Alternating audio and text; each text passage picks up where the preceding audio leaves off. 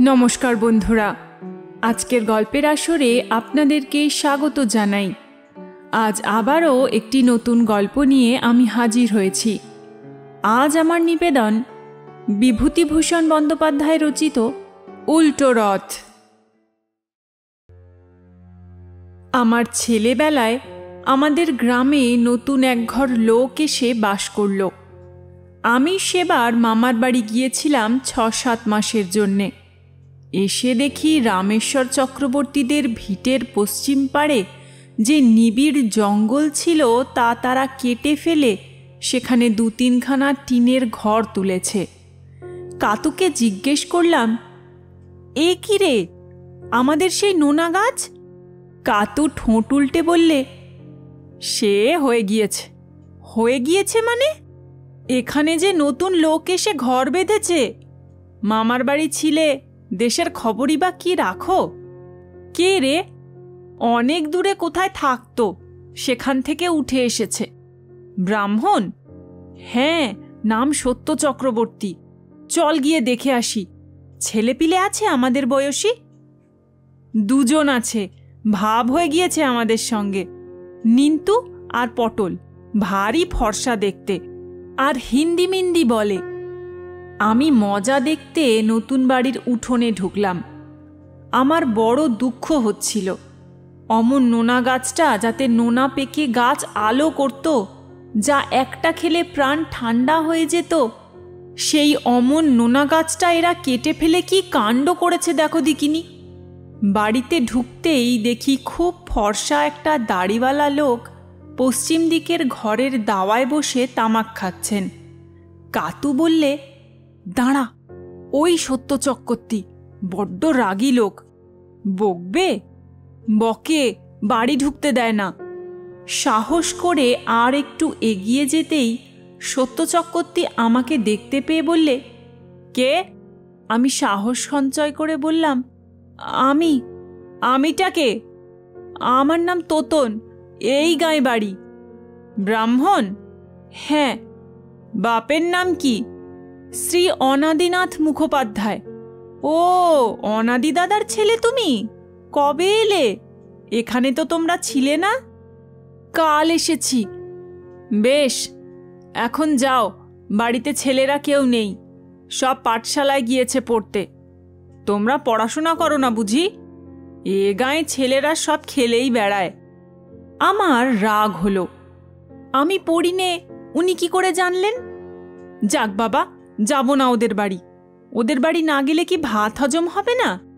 এইভাবে প্রথম সত্য চক্রবর্তীদের সঙ্গে আলাপ হলো। সত্য চক্রবর্তীর 2 ছেলে নিন্তু আর পটলের সঙ্গে কিভাবে হয়ে গেল আমাদের। বেশ ছেলে ওরা, দেখতেও যেমন, লেখাপড়াতেও তেমনি। আমরা একসঙ্গেই পাঠশালায় আর স্কুলে পড়তাম। ওদের বাড়িতে সর্বদা যাতায়াত করি। কিন্তু সুখ ছিল না ওদের বাবা সত্য চক্রবর্তীর জন্য। কি মারি ছেলেদের দিত লোকটা। সারা বাল্যকাল নিন্তুদার পটলের প্রাণে সুখ ছিল না, মনে সুখ ছিল না। কি কড়া শাসনের ওপরেই সর্বদা রাখত বাবা ওদের। পান থেকে চুন খসেছে কি দূর দাঁড় মার। সেবার আমি, নিন্তু আর পটল খেলা করছি। এমন সময় কি নিয়ে নিন্তুদার সঙ্গে পটলের ঝগড়া বাঁধল। নিন্তুদা বললে, তুই আমার বড় পেন্সিলটা নিলি তখন, ফেরত দে। পটল বললে, তুমি আমার খাতা ছিঁড়ে দিয়েছ দাদা, পেন্সিল দেব না। আল বাদ দিবি, কখনো দেব না। এই নে বাঁদর কোথাকার। বলেই নিন্তু বসিয়ে দিলে 2 চড়। তুমিও এই নাও বলে পটলও কষিয়ে দিলে আরও 2 চড়। এমন সময় ওদের বাবা সত্য চক্রবর্তী অগ্নিমূর্তিতে ঘরে ঢুকে বললেন, কি হচ্ছে? এই রকম করে পড়া হচ্ছে বুঝি? শুম্ভ নিশুম্ভর যুদ্ধ বাঁধিয়েছ দেখছি। বলেই 2জনকে সে কি দুধ দাঁড়িয়ে মার। গরুকেও মানুষ অমন মার মারে না। নিন্তুদা তো মার খেয়ে উঠানে এসে ছিটকে পড়ল। পটল কোণে গিয়ে জড়সড় হয়ে দাঁড়ালো কাঁপতে কাঁপতে। আমি সরে পড়লাম বেগতিক বুঝে। এই রকম দেখে এসেছি সারা বাল্যকাল। নিন্তুদা আর পটল বাপের ভয়ে জুজু। কোনো জায়গায় ইচ্ছামতো খেলতে যাওয়ার জো নেই। নিন্তুদার বিয়ে হলো অপেক্ষাকৃত অল্প বয়সে। ওদের সকলের ছোট ভাই পিন্টুর বয়স এই সময় বছর 4। আমি আইএ পড়ি কলকাতায়। বিয়ের চিঠি পেয়ে বাড়ি এলাম। নিন্তুদার বিয়ে আমোদ আহ্লাদ করা যাবে। নিন্তুদা ডাক্তারি পড়ে, ভালো ছেলে কলেজের। পটল গিয়ে ওর বাবাকে বললে, বাবা, দাদা বলেছে পকেট ঘড়ি নেবে না। সত্য চক্রবর্তী বিস্ময়ের স্বরে বললেন, কি? বলছে পকেট ঘড়ি নেবে না। আজকাল রিস্ট ওয়াচের রেওয়াজ হয়েছে, পকেট ঘড়ি কেউ পরে না। তাই বলছিল। পরে না? কোথায় গেল সে হারামজাদা? ডাকো এদিকে। নিন্তু তো সংকুচিতভাবে সামনে এসে দাঁড়ালো, মুখ চুন হয়ে গিয়েছে ভয়ে। সত্য চক্রবর্তী বললেন, তুমি পকেট ঘড়ি নেবে না? বড্ড তালেবর হয়েছ বুঝি? বাপের কথার উপর কথা! বজ্জাত পাজি, জুতিয়ে মুখ ছিঁড়ে দেবো জানো। যাও, তোমার বিয়ে করতে হবে না, তুমি কালই কলকাতায় চলে যাও। সেদিন বাড়িতে লোকজনের ভিড়। শাঁখ বাজছে, নান্দি মুখের চাল কোটা হচ্ছে। চেঁচামেচি শুনে ওদের মা বার হয়ে এলেন। এসে ছেলের পক্ষ হয়ে স্বামীকে 2 কথা শোনালেন। তোমার না হয় 3 কাল গিয়ে 1 কালে ঠেকেছে, কিন্তু দুধের ছেলে, ওর অত হিসেব জ্ঞান এখনো হয়নি তোমার মতো। আজকের দিনে বাছাকে কোনো কথা বলতে পারবে না বলে দিচ্ছি। অত বড় কথা বলতে ওর সাহস হয়? আজকাল কালে কালে সব হচ্ছে কি? অত তোমাকে দেখতে হবে না, যাও বাইরে গিয়ে বসো খানিকক্ষণ। নিন্তুদা সে যাত্রা রেহাই পেল। আমাকে বিয়ের পর নিন্তুদা দুঃখ করে বলেছিল, দেখলি তো ভাই, বাবার রাগ। একটা হাত ঘড়ির কথা বলতে গেলাম, তা বাবা। আমি বললাম, বাদ দে, গুরুজনদের কথায় দুঃখ করতে নেই। বাবা বোঝেন না, একটা হাত ঘড়ি থাকলে আমাকে কেমন মানাতো। এরপর কিনে পড়িস নে এখন। দিন চলে যেতে লাগলো। দেখতে দেখতে 20 বছর কেটে গেল, 25 বছর কেটে গেল। তখনকার বালক এখন যৌবনের সীমা পার হতে চলেছে। দেশে এসেছি অনেক দিন পরে। অনেক কিছু পরিবর্তন হয়েছে দেশের। যেখানে আগে কোঠাবাড়ি দেখেছি, এখন সেখানে ভাঙা ইটের স্তূপ আর জঙ্গল। বাড়ির লোক মরে হেজে গিয়েছে। যারা বেঁচে আছে তারা বিদেশে চাকরি করে, দেশে যাতায়াত নেই। আগে যাদের হীন অবস্থা দেখেছি, এখন তারা অবস্থা ফিরিয়ে ফেলেছে। বাড়িতে তাদের গোলাপালা, গরু বাছুর, ভাতের অভাব নেই বাড়িতে। এই রকম একটা গৃহস্থের বাড়িতে সকালবেলা বেড়াতে গেলাম। এ বাড়ির কর্তাকে ছেলেবেলায় আমি দেখেছি। নাম ছিল মাধব পণ্ডিত।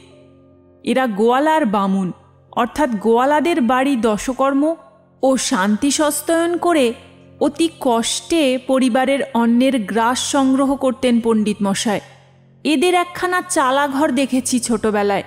তখন মাধব পণ্ডিতের বড় ছেলে জয়কেষ্ট খিদের জ্বালায় সকালবেলায় পাকা বিচে শশা খেত মায়ের কাছ থেকে চেয়ে, কুটনোর থালা থেকে তুলে নিয়ে। পণ্ডিত মশাই কোঁচড়ে করে চাল আনতেন প্রতিবেশীর বাড়ি থেকে ধার করে, তবে হাঁড়ি চড়ত। মাধব পণ্ডিত কুলের অম্বল বড় ভালোবাসতেন। একদিন আমার বেশ মনে আছে, জয়কেষ্ট আর তার বোন নন্দী দুজনে এক কোঁচড় কুল পেড়ে নিয়ে এলো মাঠ থেকে। ওরা পা বিছিয়ে কুল খেতে বসলো রান্নাঘরের দাওয়ায়, কারণ ওদের সদাই খিদে। আমি মুখ ফুটে চাইলাম। আমার হাতে জয়কেষ্ট গোনা একটা কুল দিলে। নন্দী বললে, ও কি দাদা, একটা দিতে নেই, আর একটা দে, তোর ভাগ থেকে দে না। নন্দী আমাকে 1 মুঠো কুল দিলে। আজও তার সেই দরাজ হাতের কথা আমার মনে পড়ে বেশ। এমন সময়ে মাধব পণ্ডিত কোথা থেকে এসে ছেলে মেয়েদের কোঁচড়ে কুল দেখে বলে উঠলেন, বেশ বেশ, কুল কোথায় পেলি? আর খাসনে, রেখে দে, কুলের অম্বল হবে। জয়কেষ্ট বললে, না বাবা, আমরা খাবো। নন্দী বললে, চুপ করো দাদা, বাবা কুলের অম্বল ভালোবাসে তুমি জানো না? না বাবা, আমরা আর কুল খাবো না, মাকে দিয়ে আসছি অম্বল করতে। কিন্তু গুড় নেই, বলো অম্বল হবে কি দিয়ে?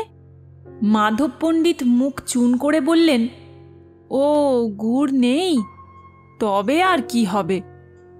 আমি তখনই উঠলাম। আমাদের বাড়ি অনেক গুড় পাটালি আছে, কারণ আমাদের 19টা খেজুর গাছ কাটা হয় প্রতি বছর। মাকে গিয়ে বলতেই মা খানিকটা পাটালি দিলেন। আমি নন্দীদের বাড়ি এসে সেই পাটালি নন্দীর মার হাতে দিয়ে বললাম, পণ্ডিত কাকাকে কুলের অম্বল করে দিও কাকিমা। আর আজ তাদের পরিবর্তন দেখে অবাক হতে হবে। জয়কেষ্ট পাটের ব্যবসা করে অবস্থা ফিরিয়ে ফেলেছে। একতলা কোঠা বাড়ি, টিউবকল, শান বাঁধানো উঠান, গোয়ালে 8-10টা ভালো ভালো গাই গরু, ধানের গোলা। আমি দেখে অবাক।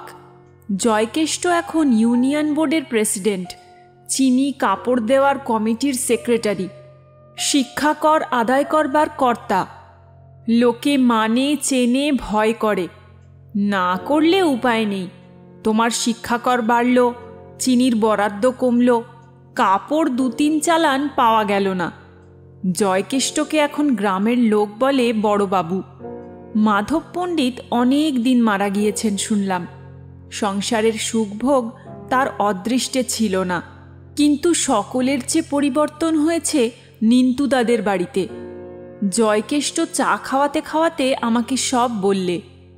নিন্তুদা এখানে থাকে না, শহরে কোথায় চাকরি করে। ছেলে মেয়ে নিয়ে সেখানেই থাকে। পটল এখন রেলে কাজ করে, স্ত্রী পুত্র নিয়ে লালমনিরহাটে রেলের বাসায়। বাড়িতে আছেন শুধু সত্য চক্রবর্তী আর ছোট ছেলে পিন্টু।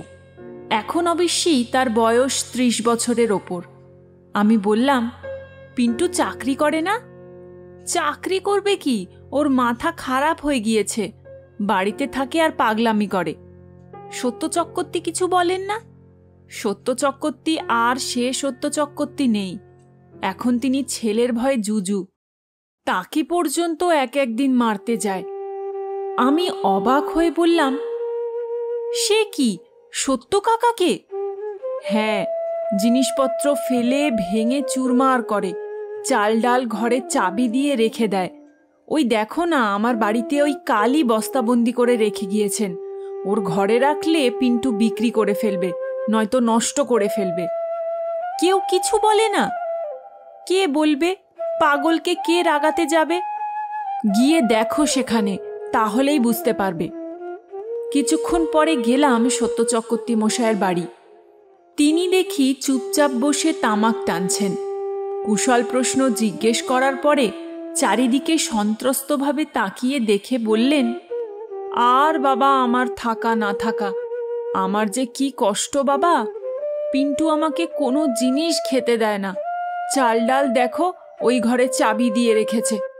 আমার কোনো জিনিসে হাত দেওয়ার জো নেই। আর হঠাৎ সত্য কাকা চুপ করে গেলেন। সঙ্গে সঙ্গে পিন্টু কোথা থেকে এসে বলে উঠল, কি বলা হচ্ছে আমার নামে? কি বলা হচ্ছে বুড়োর? আমি কি খেতে দিই নে? আমি চাল ডাল চাবি দিয়ে রাখি? রাখেই তো, নইলে তুমি বিক্রি করে মেরে দাও। তোমাকে আর আমি জানি নে, বুড়ো ঘুঘু। আমি বলে উঠলাম, ছি ছি, এসব কি হচ্ছে পিন্টু? উনি তোমার বাবা না? বাবাকে ওইসব কথা বলতে তোমার মুখে বাঁধে না? ও বললে, উনি বাবা তাই কি, আমি ওসব মানি নে, আমার যা খুশি তাই করব। তা বলে ওকে তুমি খেতে দেবে না? ঘরে চাবি দিয়ে রাখবে? পিন্টুর বাবা বললেন, আর বাবা আমাকে। পিন্টুর ধমক খেয়ে কথা শেষ করতে পারলেন না। পিন্টু হেঁকে বলে উঠল, চুপ। আমি বললাম, ও কি পিন্টু? কিছু না, উনি বাজে কথা বলছেন। আর তুমি ভালো কথা বলছো? বাবাকে এসব কথা বলতে হয় কোথায় শিখলে? ওকে ধমক দিয়ে তখনকার মতো চুপ করিয়ে দিলাম বটে, কিন্তু বুঝলাম এ রোগের ওষুধ এত সহজে হবে না। বৃদ্ধ সত্য চক্রবর্তীর জন্যে দুঃখ হলো। সেই দোর্দণ্ড প্রতাপ সত্য চক্রবর্তী, যার ভয়ে ছেলেরা জুজু হয়ে থাকত। তারপর যে কদিন দেশে ছিলাম, বৃদ্ধের কাছে গিয়ে বসতাম। কি অদ্ভুত পরিবর্তন তার, দেখে অবাক হয়ে যেতাম। এদিক ওদিক চেয়ে ফিসফিস করে কথা বলেন, ভয়ে সর্বদা সন্ত্রস্ত। ছেলের বিরুদ্ধে কোনো অভিযোগ পর্যন্ত করতে ভরসা পান না। আমি তাকে বললাম, নিন্তুদা কোথায় থাকে, সেখানে গিয়ে থাকেন না কেন? কিংবা পটলের কাছে লালমনির হাটে? বৃদ্ধ দীর্ঘ নিঃশ্বাস ফেলে বললেন, সেসব জায়গায় মন টেকে না বাবা। নিন্তুর বাসায় জায়গা কম, লোকজন ভিড়। পটলের তো রেলের কোয়ার্টার, পাখির খাঁচা। আমরা পাড়াগাঁয়ের লোক, হাত পা ছড়িয়ে থাকা অভ্যাস। সেসব জায়গায় হাঁফ লাগে আমার। নইলে তাদের দোষ নেই, তারা নিয়ে যেতে চায়। তা আমার নিতান্ত খারাপ অদৃষ্ট বাবা। আমি কি ছিলাম, আজ কি হয়েছি তাই দেখো। তোমার কাকিমাও যদি আজ বেঁচে থাকতো, তাহলে বুড়ো বয়সে আমাকে ছোট ছেলের ভয়ে আড়ষ্ট হয়ে থাকতে হয়। বৃদ্ধকে সান্ত্বনা দেওয়ার মতো কিছু কথা খুঁজে পেলাম না। আজকের গল্প এখানেই শেষ। আশা করব গল্পটি আপনাদের ভালো লাগবে। ভালো লাগলে অবশ্যই একটি লাইক এবং আমার চ্যানেলটিকে সাবস্ক্রাইব করতে ভুলবেন না। পরিচিতদের সাথে গল্পটিকে অবশ্যই শেয়ার করবেন। ফিরে আসবো আবারও একটি নতুন গল্প নিয়ে। ভালো থাকবেন। নমস্কার।